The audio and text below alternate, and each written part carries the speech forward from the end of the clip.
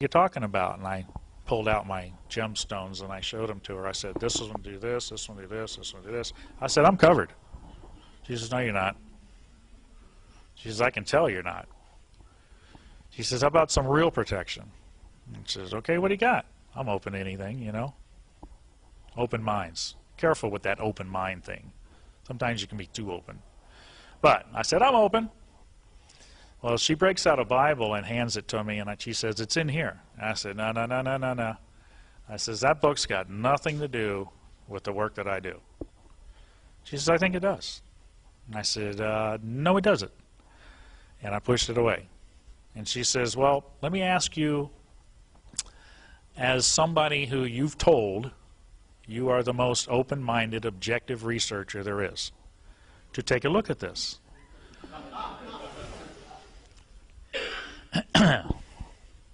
Well, I'd been busted. I said, okay, I'll put up with this. Show me what you got.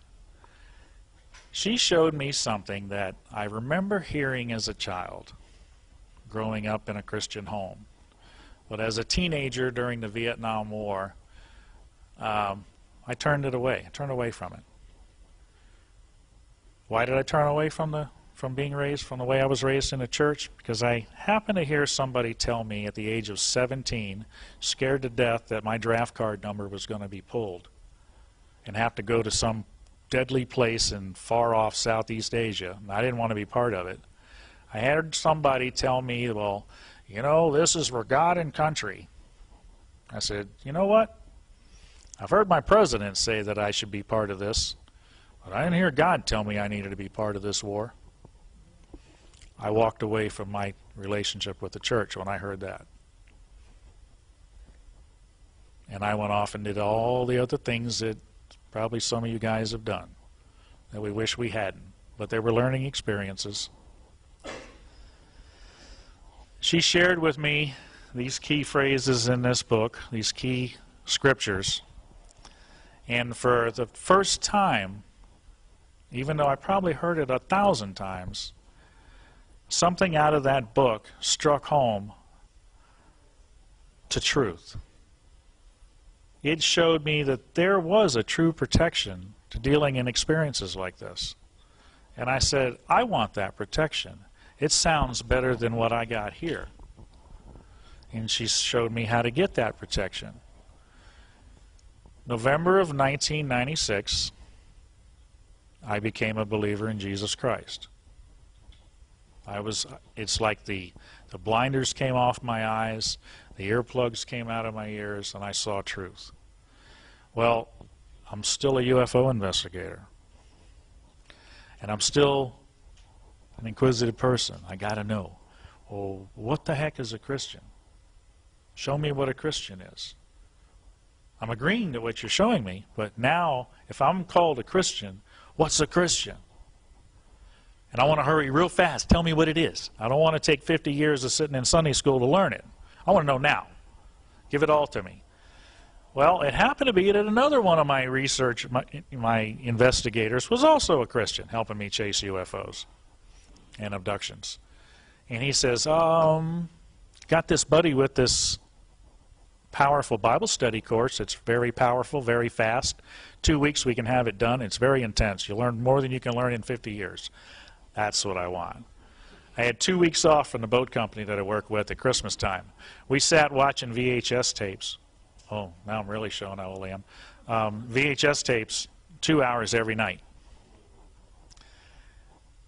About a week into it, took us 2 weeks to watch them all. Every night we're at this guy's house watching another video, another video, another video, another video on this Bible study course. I'm learning stuff that I was like, wow.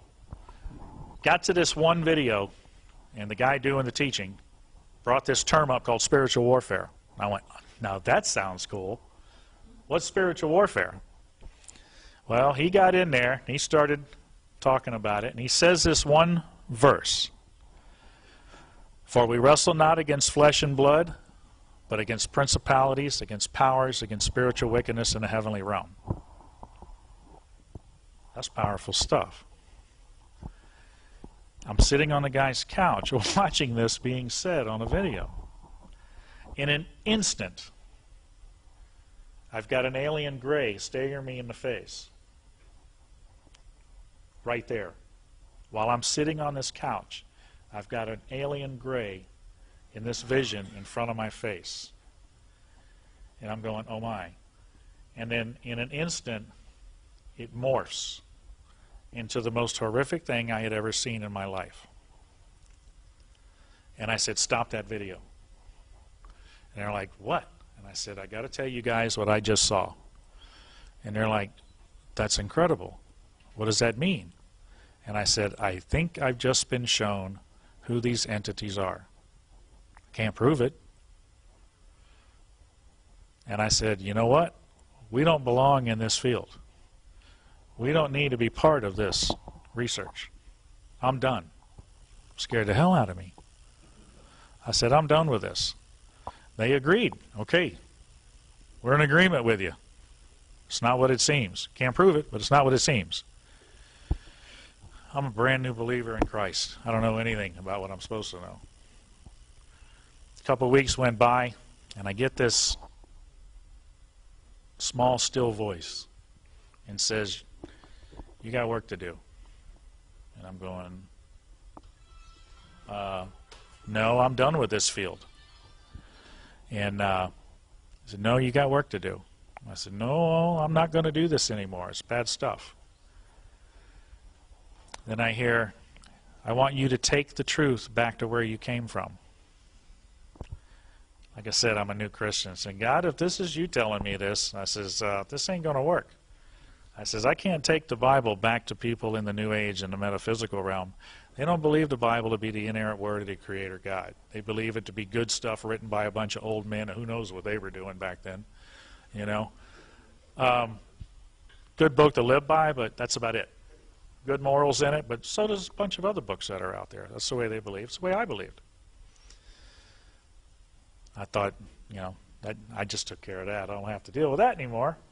I said, he said, no, you need to take this truth back. And I said, no, you got to give me something better because this ain't going to work. I said, that took care of him. A couple of weeks go by. Here's that small, still voice again. You already got what it takes to share the truth. I said, you got to show me because I'm not getting it. Go back and look at your cases.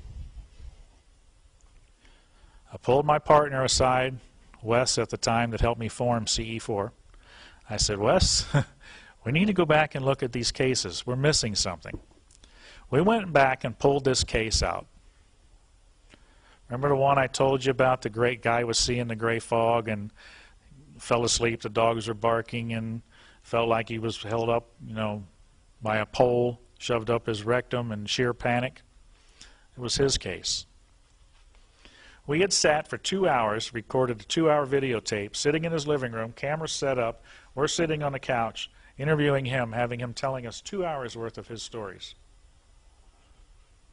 We didn't hear a word he said. Didn't hear a word he said. Didn't catch anything he was saying. Yet here we are, investigators, trained at this. We plugged that videotape in and watched what he was saying, and it was like, do you remember this? Wes says, I don't remember it. But yet we were sitting right there recording it 6 months prior to this time we just plugged it in to watch it again. So that means it was prior to me becoming a Christian. You know what he says on this videotape? That particular instance that he was talking about right there that I shared with you, he called out, this guy happened to be a new Christian himself. During the experience, while he's held up in the air with his pole shoved and he's in sheer panic, he cries out, Jesus, Jesus, help me. And he is immediately dropped back into bed and wakes up from the experience. We never heard a word he said, but yet we were there recording it. When I saw that on that video, I thought, oh my. If this is real, this I can take back. Because every researcher that we had talked to and all the research we had read said it was impossible to stop an alien abduction experience. It had never been done. Did I have something real here?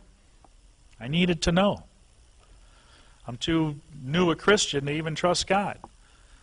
So I get on the phone and I start calling the top abduction researchers around the country.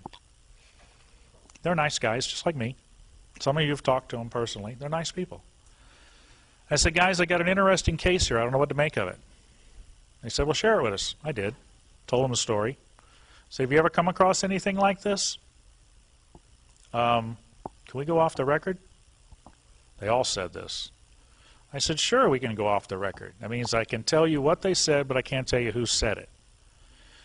Every one of them said, we've had cases like that. And I said, well, why haven't you shared this information? You say that it can't even be stopped, but yet now you're saying they can be stopped, and you come across people that have stopped it like this. Why haven't you shared this information? We're relying on you for the truth. They said, well, we really didn't know what to make of that. And I said, really? I said, I would have been fine with that answer, but it was usually followed by another answer. We really didn't want to go there because it might affect our credibility in the realm. You know, all through this realm, you hear cover up, cover up, cover up, cover up, cover up. Government this, government that. Government's covering up. How many times you guys have heard this, right? I just gave you a cover up. And that cover up is not by the government. It's by the leading researchers that you have been relying on for the truth all these years. Can I prove it? I hold confidentiality. I will never share their names. I learned that in MUFON. You come to me and you want to share your story, but you don't want your name out there, I will respect it to the death. I'll never share who that was.